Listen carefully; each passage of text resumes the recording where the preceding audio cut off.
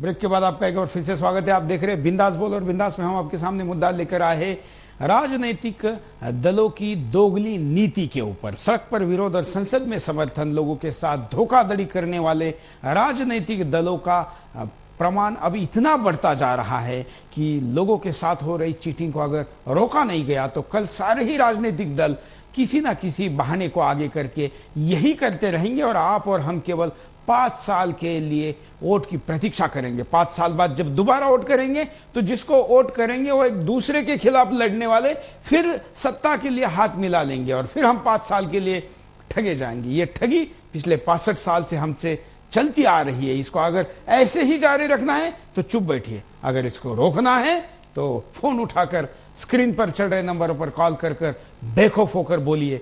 देश की जनता ऐसा कर सकती है, बोल सकती है। ऐसा जब नेता समझेंगे तब तो जाकर कहीं डरेंगे, नहीं तो सब चुप बैठेंगे। तो इस लूट को कोई रोक नहीं सकता। आज प्रधानमंत्री के सामने जब एक वकील ने कपड़े उतार कर अपना विरोध जताया तो कांग्रेस के नेता कह रहे हैं कि ये किसी सरफरे का प्रतिक्रिया है, इसको आप पूरी जनता की प्रतिक्रिया ना समझे। मनमोहन सिंह क्या चाहते हैं? क्या देश के सारे लोग ऐसा करें? जब ब्रिटिशों के खिलाफ आंदोलन हो रहा था तब भी किसी एक भगत सिंह को सरफिरे कह रहे थे, लेकिन जब पूरा देश सड़क पर उतरा तो गोरों को देश से भागना पड़ा।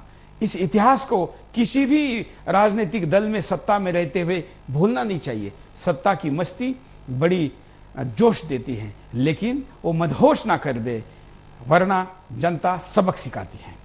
मनोहर जी, देखिए, अभी जो 3-4 जो प्रकरण हुए, कोलगेट से जो मामला उठा और फिर उसके बाद सरकार ने जो राजनीतिक उस पर जो विरोध हुआ, संसद का बहिष्कार किया गया प्रधानमंत्री के इस्तीफे को लेकर, और जो उसका डैमेज कंट्रोल एक्सरसाइज जो कांग्रेस पार्टी ने किया सीबीआई के आई वॉश वो द्वारा, छापों के द्वारा, और सरकार ने जो बिल्कुल वो घमंड में ये कहा कि हम कोल ब्लॉक को वापस नहीं लेंगे जो हमने जो बांटे हैं।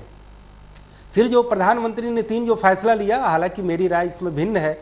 लोगों ने ये कहा कि कोयले के मामले से ध्यान हटाने के लिए किया, लेकिन मैं आज भी मानता हूं कि एफडीआई का मामला वो अलग बहस का मुद्दा हो सकता है।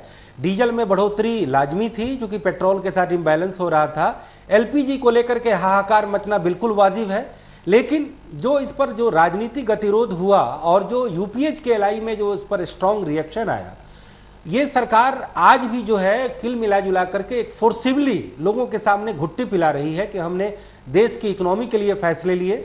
लेकिन आपका हो सकता है कि 20 सालों की वजह से इस पॉलिसी से आपको कुछ फायदा हुआ हो, लेकिन देश की जो सिस्टम की जो बुनियादी कमजोरी है। नहीं, क्या फायदा हुआ?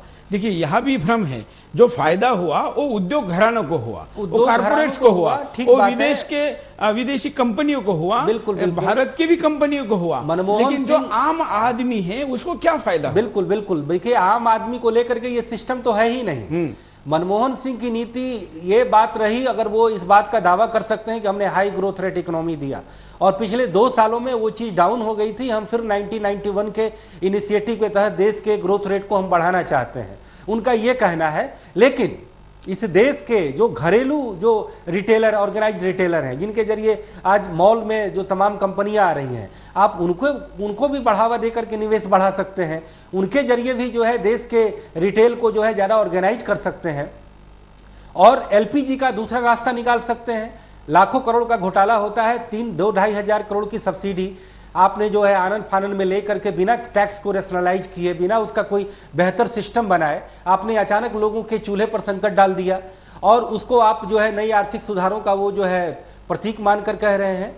देश के नाम जो संबोधन किया प्रधानमंत्री ने, वो तनिक भी कन्विंसिंग नहीं लगा।